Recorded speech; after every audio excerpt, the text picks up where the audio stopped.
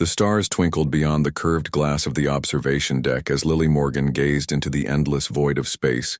She had been stationed at Outpost Epsilon for 3 standard Earth years now, and still the sight never failed to amaze her. Soft chime from her communication device broke her reverie.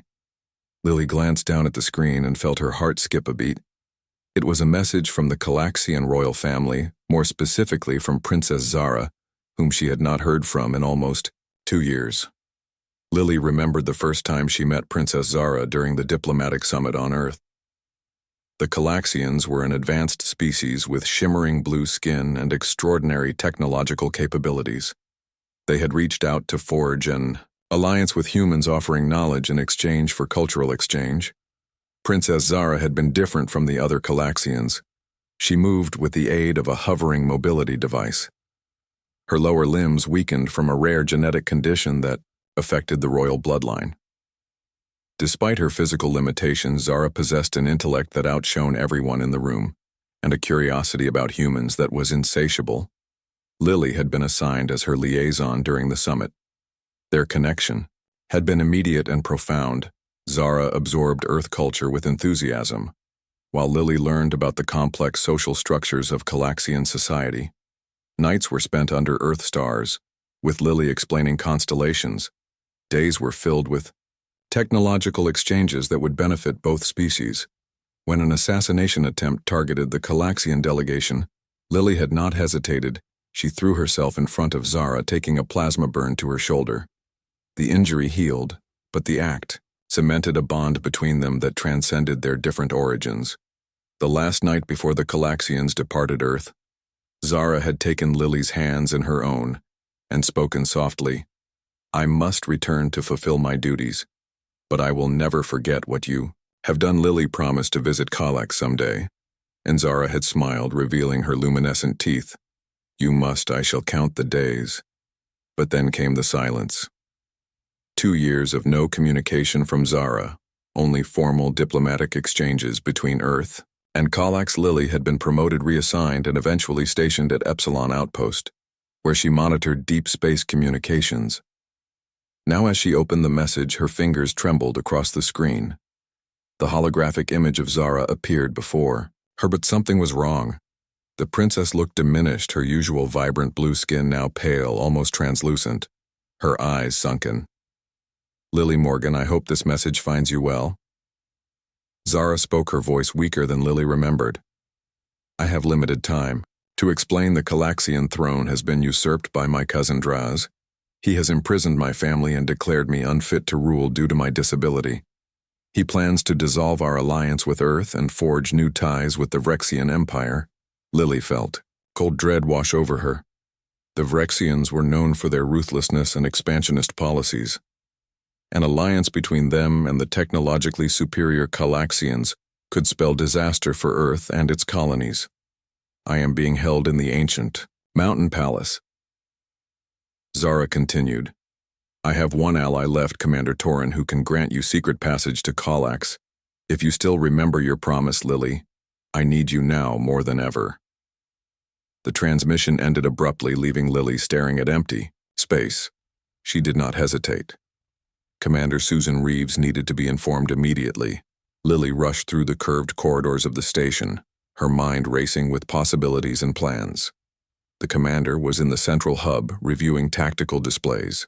"Commander Reeves, I need to speak with you urgently," Lily said breathlessly. The older woman turned, her expression serious as Lily explained the situation, showing her the transmission.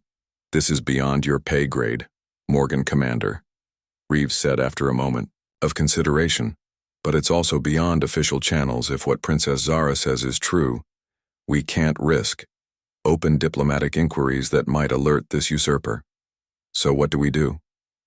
Lily asked.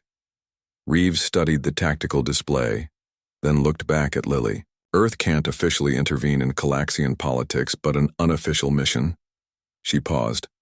"I know that. Look, Morgan, you were going to volunteer anyway, weren't you?" Lily nodded. "I made a promise, Commander." Following Zara's directions, they navigated through hidden corridors that responded to her genetic signature. Twice they froze as guard patrols passed nearby but remained undetected. The royal chambers were sealed with biometric locks, but Zara placed her palm against the panel and the doors slid open. Queen Alara looked up in surprise, her regal features showing signs of stress and fatigue. Two younger Calaxians huddled nearby, Zara's siblings. Lily presumed the queen recognized her immediately. "The human liaison," she said, "you risk much by coming here." "We don't have time for explanations," Beth said, checking her tactical display. "Torin says our window is closing." The escape was not easy. Queen Alara insisted on bringing key data crystals containing evidence of Draz's treachery. The additional weight slowed their progress. Through the passages they went, Zara leading the way, her hover chair occasionally scraping against narrow walls. They were nearly at the exit when alarms blared throughout the palace. Someone had discovered the empty chambers, Kate swore under her breath as she checked her scanner. Guards converging from multiple directions. There in a maintenance shaft, Beth pointed to a small access tunnel. It would be tight, but they could make it. Zara's hover chair would not fit through the narrow opening. She looked at Lily with resignation. "Go, I will surrender myself to buy you time." Without hesitation, Lily deactivated the hover chair and lifted Zara into her arms. "I did not come all this way to leave you behind, Princess. I promised to stay with you, remember?" The trek back to the Nova was arduous. Lily carrying Zara, while Beth provided cover, and Kate guided them using Torin's mapped route. Queen Alara and the young royals followed, closely behind. At one point, patrol ships roared overhead, searchlights sweeping the mountainside. Kate reached the ship first, powering up systems while the others scrambled aboard. Lily gently placed Zara in a secure seat before helping secure the other royals. Beth was last aboard, firing covering shots as pursuit grew closer. The Nova lifted off as Calaxian security forces converged on their position. Kate pushed the engines beyond safety parameters, the small ship shuddering as it climbed rapidly through the atmosphere behind them. Defense platforms activated, but they were already accelerating toward the jump point. In the ship's medical bay, Lily tended to Zara. While Calaxian physiology was different from human, some principles of care remained the same. The princess was suffering from systematic poisoning. Draz had been slowly killing her, making it appear as though her genetic condition was worsening. "I knew something was wrong," Zara said, as Lily administered the antidote Torin had provided, "but I could not prove it. You were my only hope, someone outside the system, someone I trusted." Lily took Zara's hand, feeling the delicate bones beneath the translucent skin. "Why did you wait so long to contact me?"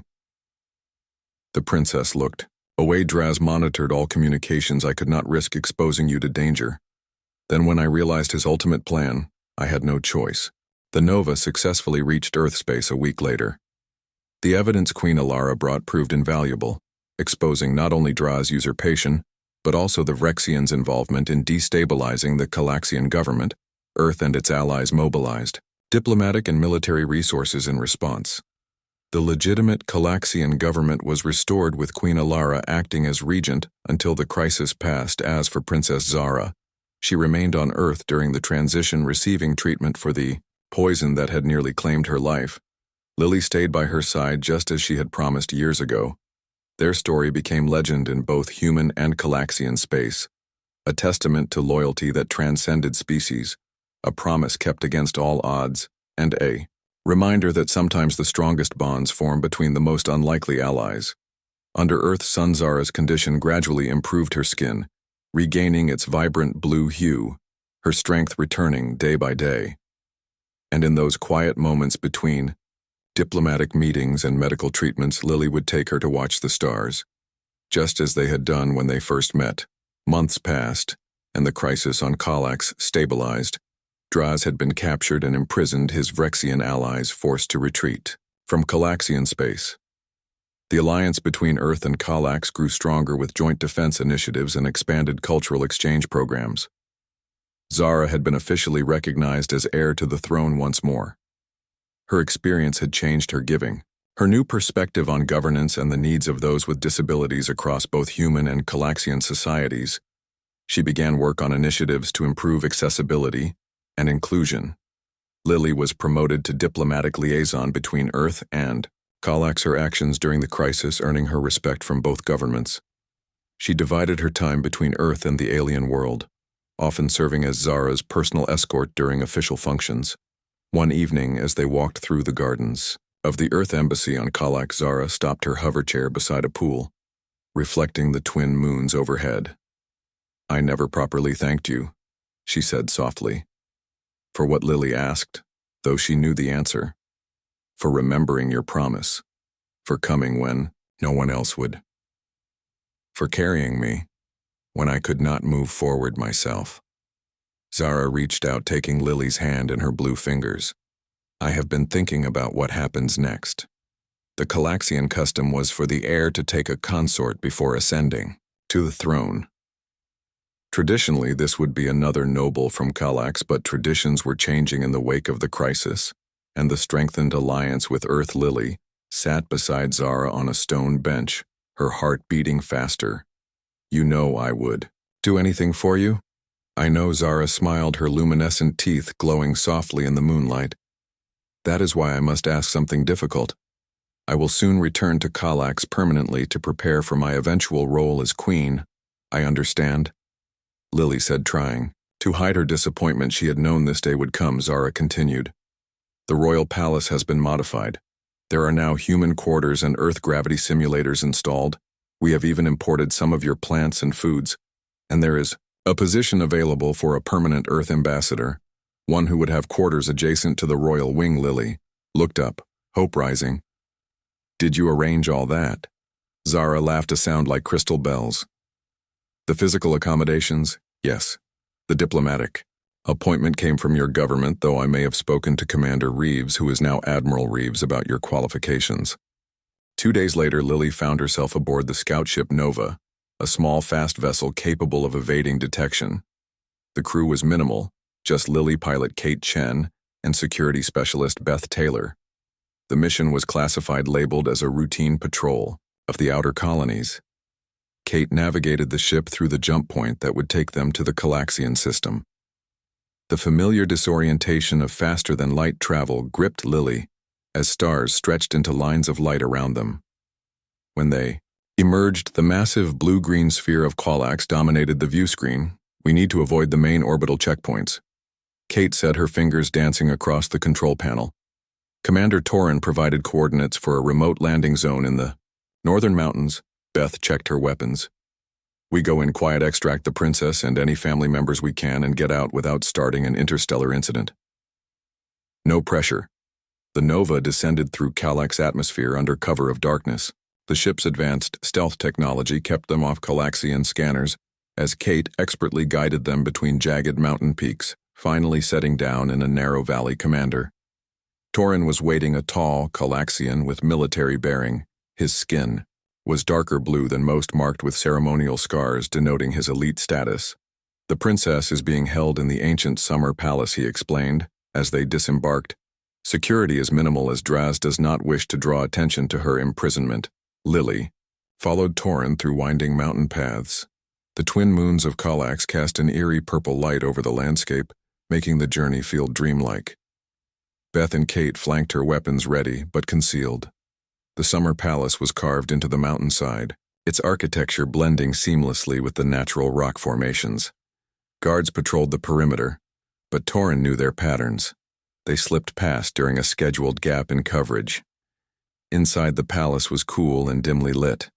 The walls were embedded with bioluminescent organisms that pulsed gently, providing just enough light to navigate by. Torin led them through servant passages until they reached a sealed door. "She is within," he whispered. "I cannot accompany you further. I must maintain my cover to continue protecting the royal family. You have 30 minutes before the guard rotation." Beth made quick work of the lock, and the door slid open. Lily entered first, her heart pounding in her chest. The chamber beyond was spacious, but Spartan nothing. Like the luxury a princess should have, Zara sat by a window looking out at the mountains. When she turned, Lily gasped. The princess appeared even more fragile in person than in her message. Her once vibrant skin now almost transparent, revealing the network of blood vessels beneath Lily. She whispered, her voice a mixture of disbelief and hope. "You came, I promised, didn't I?" Lily moved forward, kneeling before the princess. I said I would visit Kalax someday. A faint smile touched Zara's lips.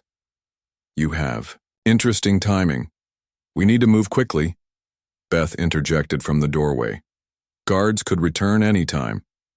Zara nodded and activated her hover chair, which hummed to life. Can you access the royal chambers? My mother and siblings are being held there, Kate. Consulted a small device showing the palace layout Torin provided. It's 2 levels up, heavy security. I know another way, Zara said. There are passages built for the royal family to escape in times of danger. My ancestors were often paranoid, it seems. Their fears were justified. The coronation of Queen Zara took place 3 Earth years later, in the grand ceremonial hall of the royal palace on Kalax. Dignitaries from across the galaxy attended, including a substantial delegation from Earth. Lily stood at the front, her diplomatic uniform adorned with both Earth and Kalaxian symbols.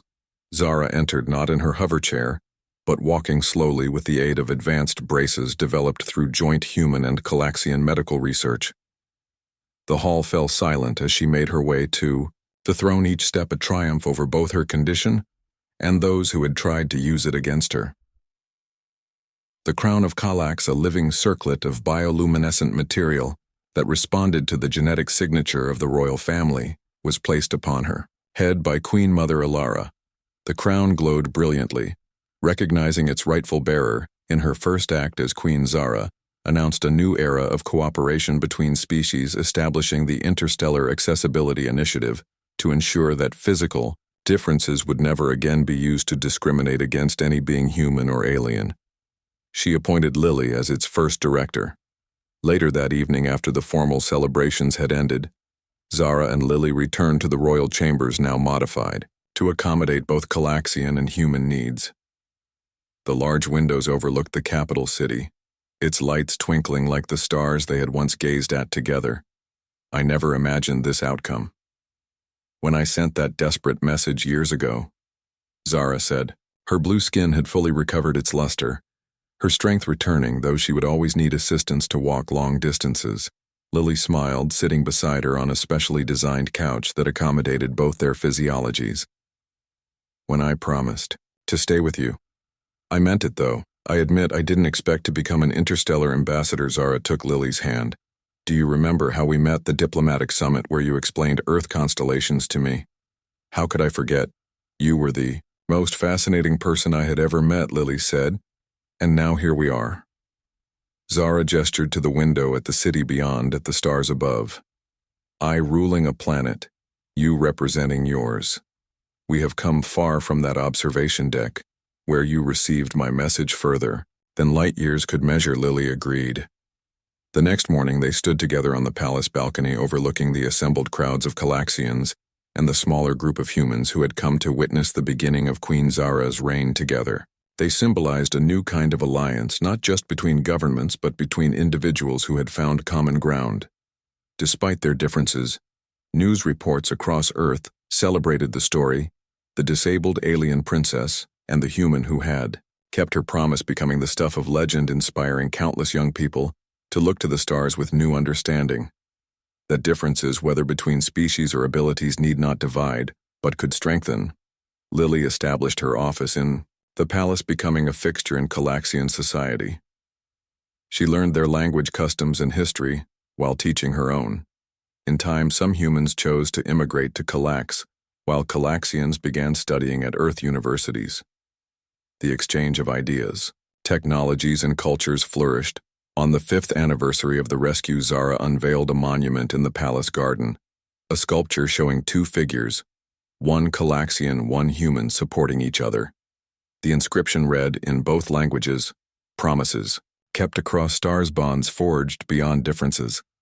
Lily stood beside her at the unveiling ceremony. Did I ever tell you? Zara said softly that in Kalaxian tradition, when someone saves a royal life, they are forever bound to the crown. You mentioned it once. Lily smiled. Then you know that by our oldest laws you and I are connected beyond mere diplomacy or friendship. Zara reached for Lily's hand, their fingers intertwining. What began as duty became choice. Lily squeezed the blue hand in hers gently. I would make the same choice again 1,000 times. Under the light of twin moons they stood together. Two beings from different worlds who had found in each other something worth crossing the stars for, a promise made, and kept against all odds.